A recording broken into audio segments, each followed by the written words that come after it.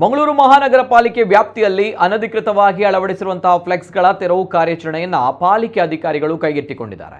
ಈ ಹಿಂದೆ ಹಲವು ಬಾರಿ ಎಲ್ಲೆಂದರಲ್ಲಿ ಫ್ಲೆಕ್ಸ್ ಅನ್ನು ಅಳವಡಿಸಿದಂತೆ ಪಾಲಿಕೆ ಕಮಿಷನರ್ ರವಿಚಂದ್ರ ನಾಯಕ್ ಎಚ್ಚರಿಕೆ ನೀಡಿದರು. ಅದಾಗಲೂ ಕೂಡ ಕ್ಯಾರೆ ಅನ್ನದಂತಹ ಕೆಲವರು ಧಾರ್ಮಿಕ ಕಾರ್ಯಕ್ರಮ, ಸಾಂಸ್ಕೃತಿಕ ಕಾರ್ಯಕ್ರಮ, ಹುಟ್ಟುಹಬ್ಬಕ್ಕೆ ಶುಭ ಹಾರೈಸಿ ಫ್ಲೆಕ್ಸ್ಗಳನ್ನು ಅಳವಡಿಸಿದ್ದಾರೆ.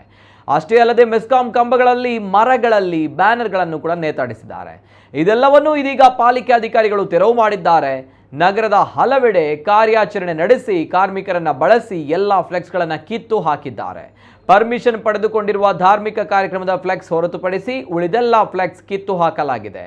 ಅನಧಿಕೃತವಾಗಿ ಫ್ಲೆಕ್ಸ್ ಅಳವಡಿಸುವುದು ಮುಂದುವರಿಸಿದರೆ ಮುಂದೆ ಅಂತವರ ವಿರುದ್ಧ ಕಾನೂನು ಕ್ರಮ ಜರುಗಿಸುವುದಾಗಿಯೂ ಕೂಡ ಕಮಿಷನರ್ ರವಿಚಂದ್ರ ನಾಯಕ್ ಅವರು ಎಚ್ಚರಿಕೆ ನೀಡಿದ್ದಾರೆ. ಫ್ಲೆಕ್ಸ್ಗಳು ನಗರದ ಸೌಂದರ್ಯ ಹಾಳು ಮಾಡುವುದರ ಜೊತೆಗೆ ಪರಿಸರಕ್ಕೂ ಕೂಡ ಹಾನಿಕಾರಕವಾಗಿ ಪರಿಣಮಿಸಿವೆ.